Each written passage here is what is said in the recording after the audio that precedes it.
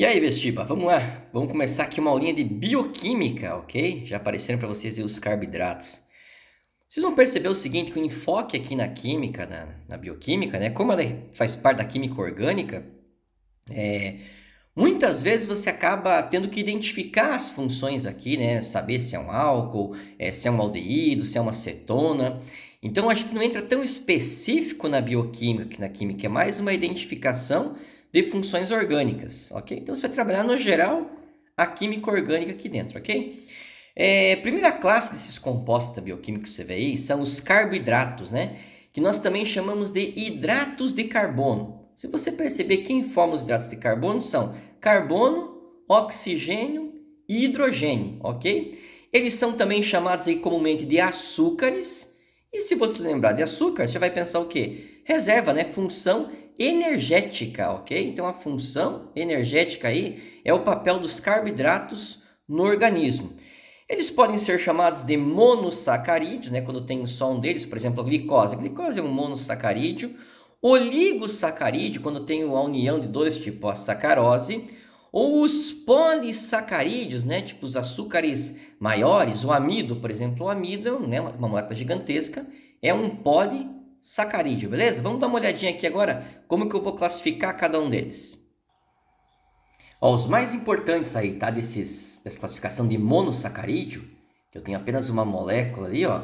Dá uma olhadinha. Você pode pegar as riboses, né? A ribose, que é uma pentose, na verdade, as pentoses.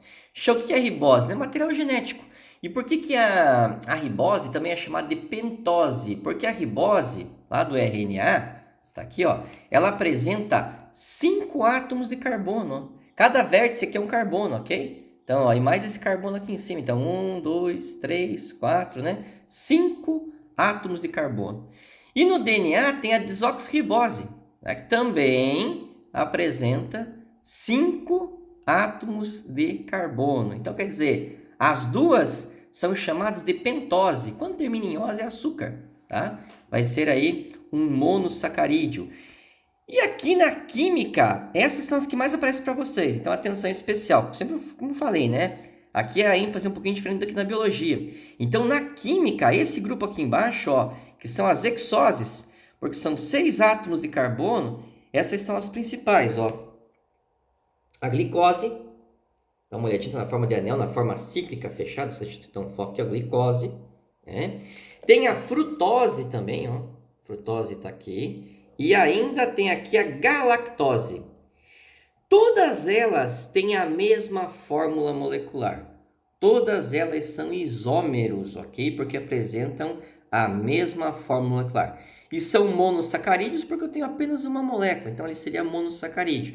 E são chamadas de hexoses porque eu tenho 6 átomos de carbono. Então todos que você enxergou nessa imagem aí são chamados de monossacarídeos.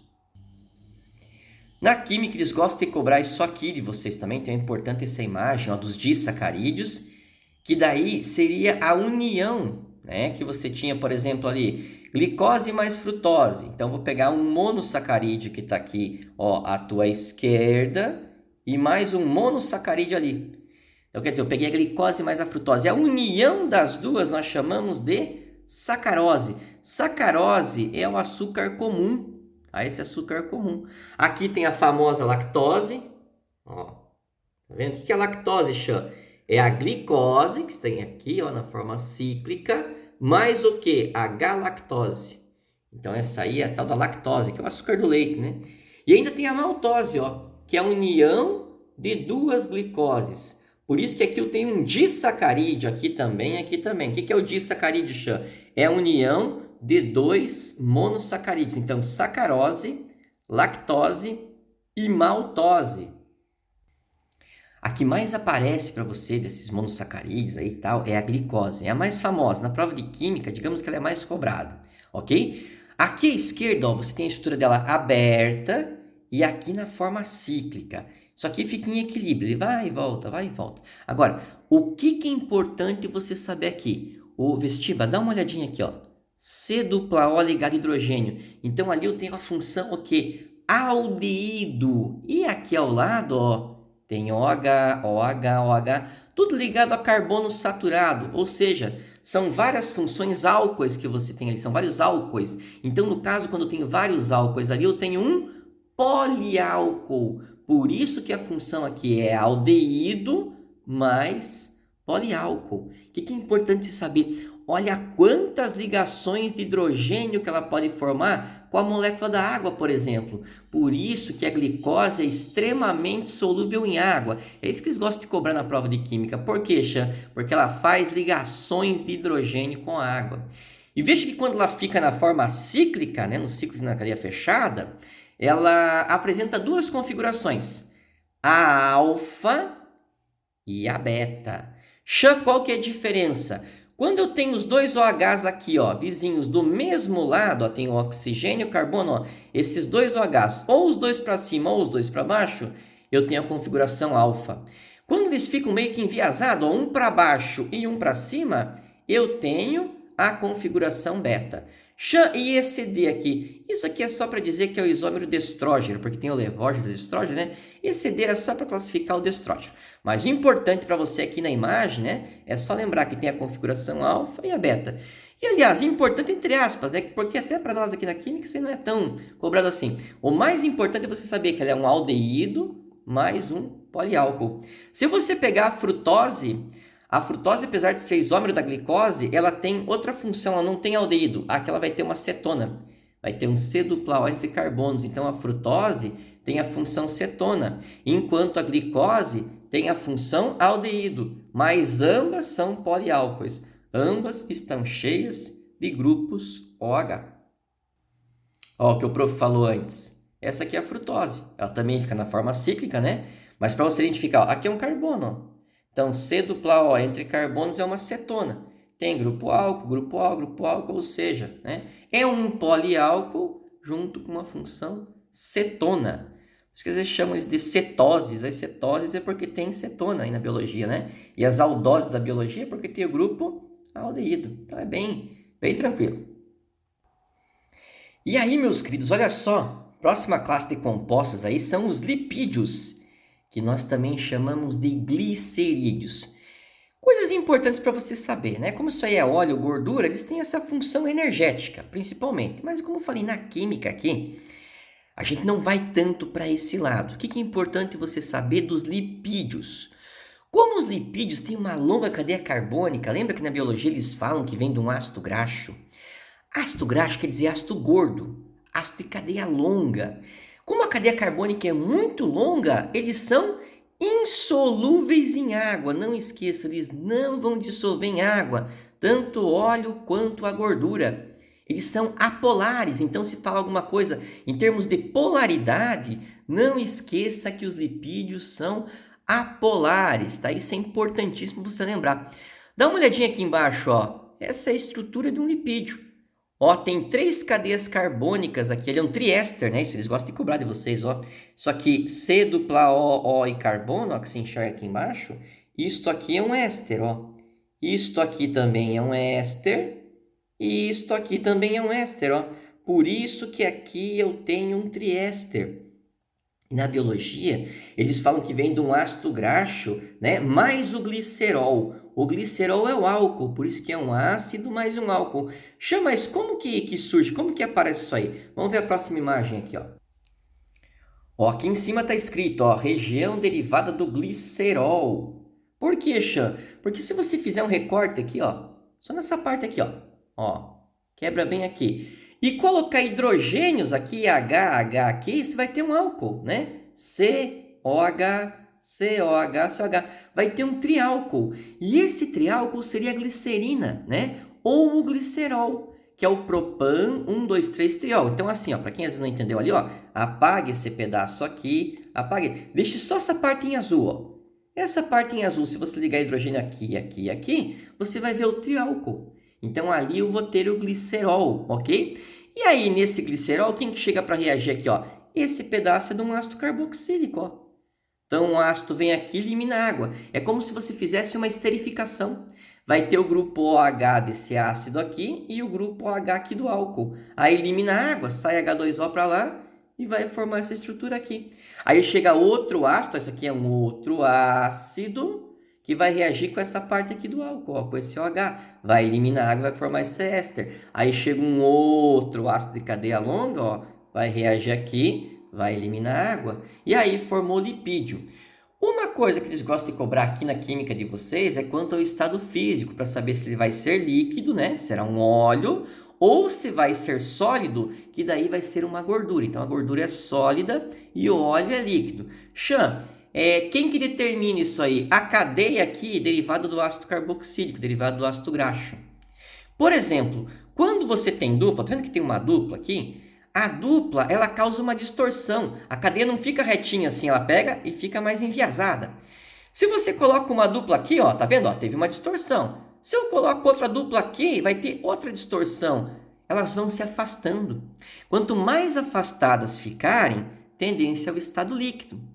Quanto mais retinhas elas ficarem aqui, melhor é empacotamento, melhor elas conseguem se organizar, melhor elas conseguem se aproximar. E aí o estado físico fica o quê? Fica sólido. Por isso que eles dizem, né? Se você pegar as cadeias laterais aqui, isso que nós chamamos de cadeias laterais, ó. Se predominar ligações simples, a gente diz que vai ficar no estado físico sólido. Se predominar dupla, como vai distorcer a molécula, estado físico líquido. E esse exemplo aí? Se nós pegássemos esse exemplo, ele seria um sólido, porque ele só tem uma dupla aqui para distorcer. Mas nota que essa cadeia aqui ficou retinha e essa aqui também ficou retinha.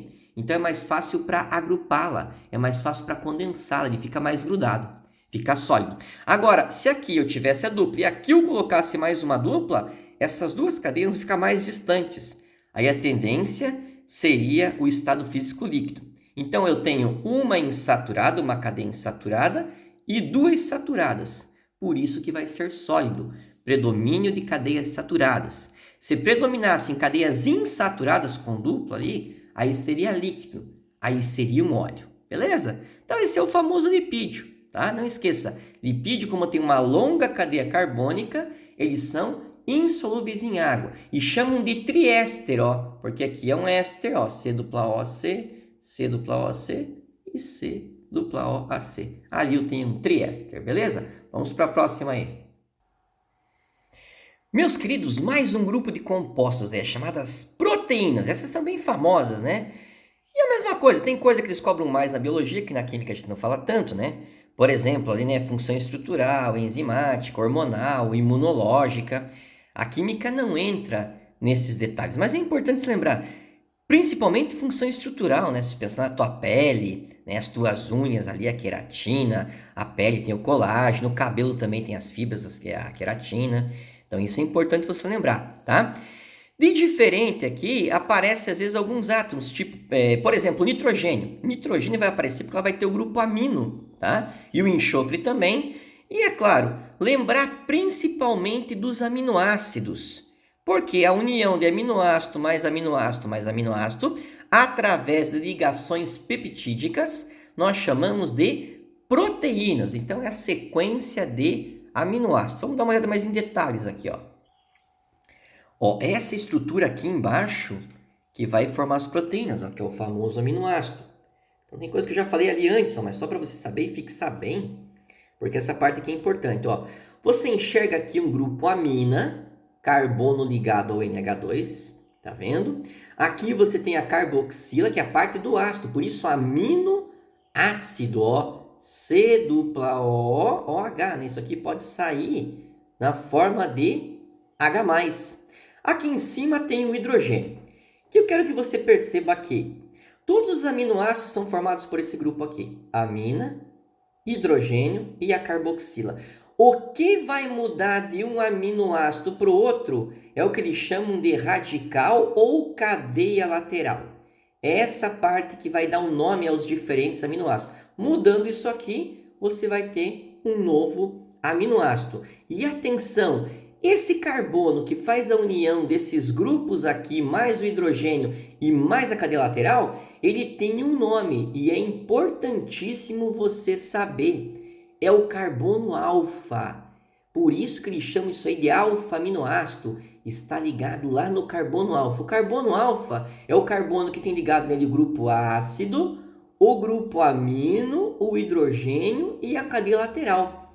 E atenção para mais um detalhe que eles gostam de cobrar na química. Eu falei, a biologia tem uma ênfase, a química tem outra.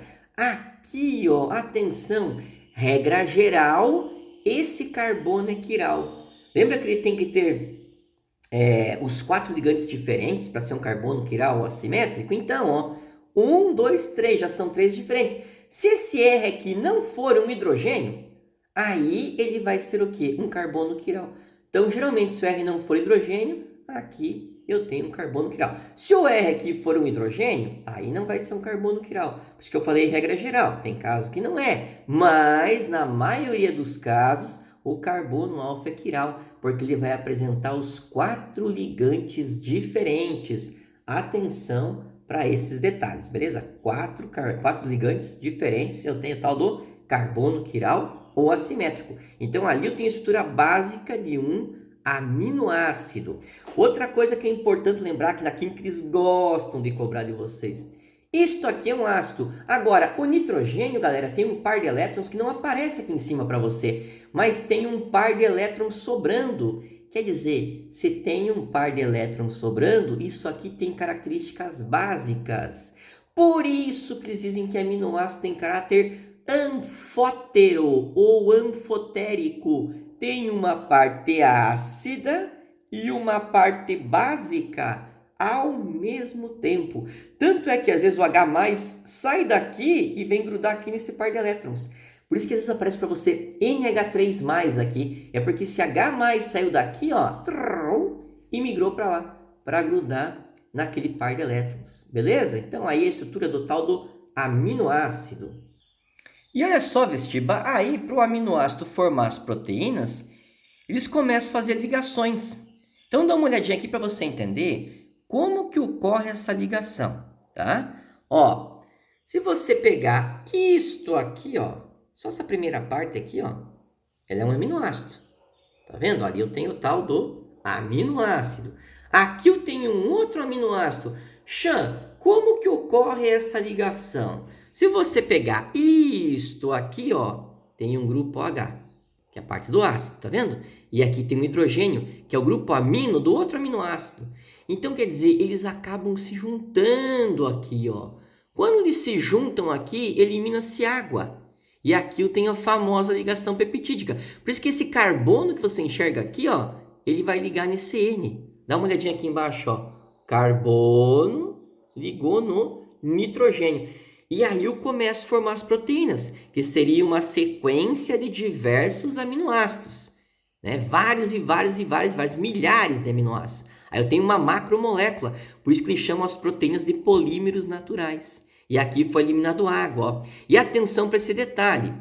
Nesse caso agora, ó, tem um C dupla O ligado ao N. Que é isso, Xan? Função amida. Então, as proteínas são poliamidas, porque eu formo uma nova função, C dupla O ligado a N. Por isso que a ligação peptídica, ela pode ser chamada de ligação amídica. Ligação amídica. Então, formando isso aqui, eu elimino água e formo a tal da ligação peptídica. Note que para cada par de aminoácido aqui, eu tenho uma ligação peptídica. Se eu tivesse mais um aminoácido chegando aqui, eu teria 3 aminoácidos e 2 ligações peptídicas. Por isso, sempre N-1, né? O número de aminoácidos menos 1 vai dar o número de ligações peptídicas, que na química também podem ser chamadas de ligações amídicas, beleza? Então, essa foi mais uma aulinha de bioquímica, como eu falei para você. A biologia cobra com uma ênfase e a química, de certa forma, cobra de um outro tipo. Mas identificar as funções, né? Saber de um carbono quiral, saber a definição de um aminoácido, uma reaçãozinha e assim por diante, beleza? Um abração para vocês aí e até a nossa próxima aula. Valeu!